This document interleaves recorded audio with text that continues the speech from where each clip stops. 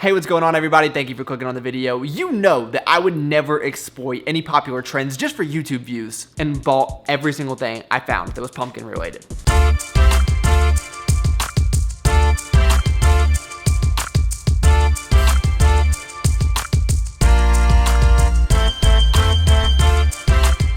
But as the old saying goes, there's only 3 guarantees in life: death, taxes, and marketing. So since it is the season, we are gonna make a pumpkin cheesecake. If this sounds a little bit familiar to you, it's probably because I have a recipe video on cheesecake already on this channel. But what we're gonna do is make a pumpkin cheesecake. It's gonna be so different.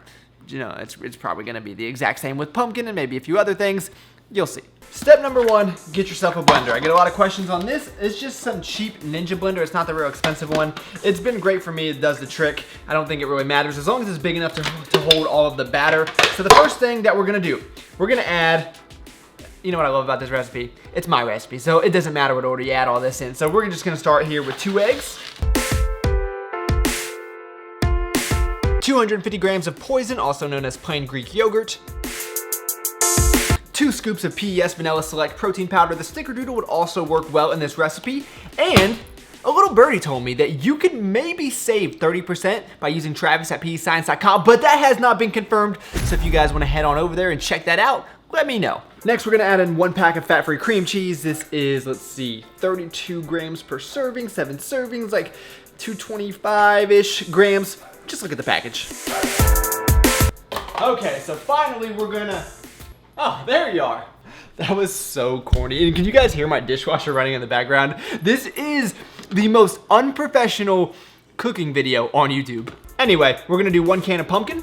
The other ingredient that we're gonna add that was not in the original recipe is this fat-free, sugar-free pudding mix. I was going to use vanilla, but the fact that this one says cheesecake on the box gives me a pretty good idea that I should probably use that.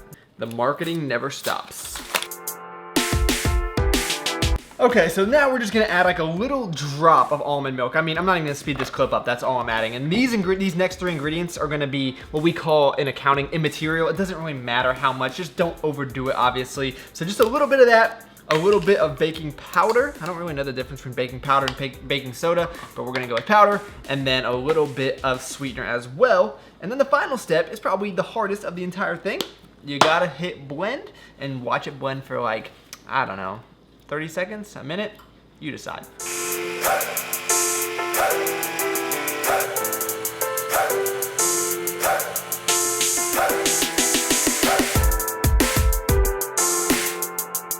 Doesn't that look awesome? So now we're just gonna throw it in the oven at 250 degrees for about 20 to 30 minutes at first. Okay, so now what we're gonna do is bump this guy up to, and that's not what I want, we're gonna bump this up to 300 degrees and bake this for another 20 to 30 minutes. You kind of just got to keep your eye on it. And it will come out of the oven looking a little bit something like this, and it actually looks pretty fantastic. But the unfortunate part is it has to sit in the refrigerator overnight, which sucks for me for 2 reasons. 1, because I can't eat it right now, and the other is because I want to end this video right now. I just want to be done with it and then call it a day, move on to the next one. But I've never actually had this, and I really want to just be like, oh, it's great, you guys gotta try this one out. But I feel like you guys would just be able to see right through that, and I can't lie to you guys. You guys are my rich homies, so I will wake up. I'll probably have to eat it tomorrow for breakfast, but the things I will do for you.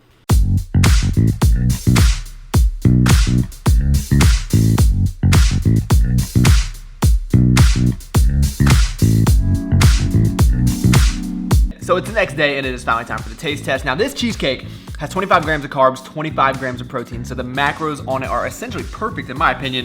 Well, let's see how it tastes.